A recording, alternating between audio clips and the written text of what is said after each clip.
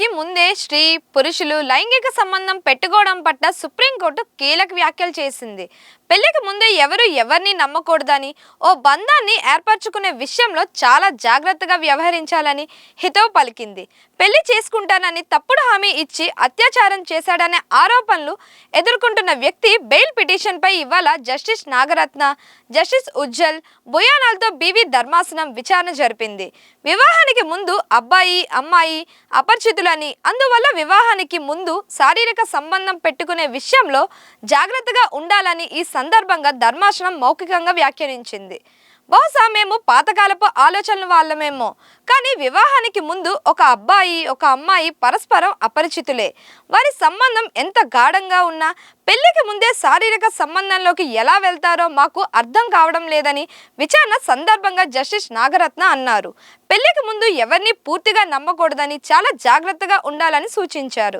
బాధిత మహిళకు petition దారుడకు 2022లో matrimony website ద్వారా పరిచయం ఏర్పడింది. వివాహం చేసుకుంటానని నమ్మించిన ఆ వ్యక్తి అనేక సార్లు ఢిల్లీ, దుబాయ్లో ఆ మహిళతో శారీరక సంబంధం పెట్టుకున్నాడు. ఈ క్రమంలో వారు ఏకాంతంగా గడిపిన సమయంలో సదరు మహిళలకు తెలియకుండానే ఆ వ్యక్తి వీడియోలు రికార్డ్ చేశాడు. ఆ తర్వాత ఎదురు తిరిగితే ఈ వీడియోలను బయట పెడతానని బెదిరించాడు. అయితే అతడికి ఇదివరకే వివాహం జరిగిందని, ఇంతలో 2024లో జనవరిలో పంజాబ్లో మరో మహిళను వివాహం చేసుకున్నట్లు బాధితురాలు గుర్తించింది. మోసపోయానని గ్రహించి పోలీసులకు ఫిర్యాదు చేయడంతో అతన్ని అరెస్టు చేశారు. ఈ నేపథ్యంలో తనకు బెయిల్ ఇవ్వాలని నిందితుడు సుప్రీంకోర్టులో పిటిషన్ వేయగా దీనిపై ఇవాళ సర్వోన్నత న్యాయస్థానం విచారణ జరిపింది. అతని బెయిల్ పిటిషన్ పై విచారణ సందర్భంగా ఫిర్యాదుదారు పిటిషనర్ను కలవడానికి దుబాయ్కి ఎందుకు వెళ్ళిందని జస్టిస్ నాగరత్న ప్రశ్నించారు. ప్రభుత్వం తరపు న్యాయవాది ఇద్దరు ఒక మ్యాట్రిమోనియల్ వెబ్సైట్లో పరిచయమై వివాహం చేసుకోవాలని యోచిస్తున్నారని వెల్లడించగా, మహిళ వివాహంపై అంతగా కట్టుబడి ఉంటే పెళ్లికి ముందే ప్రయాణం చేయకూడదని న్యాయమూర్తి వ్యాఖ్యానించారు. ఇలాంటి కేసులు విచారణ చేసి శిక్ష విధించేందుకు తగినవి కావని, ఇరు పక్షాలను మధ్యవర్తిత్వం పంపాలని సూచించారు.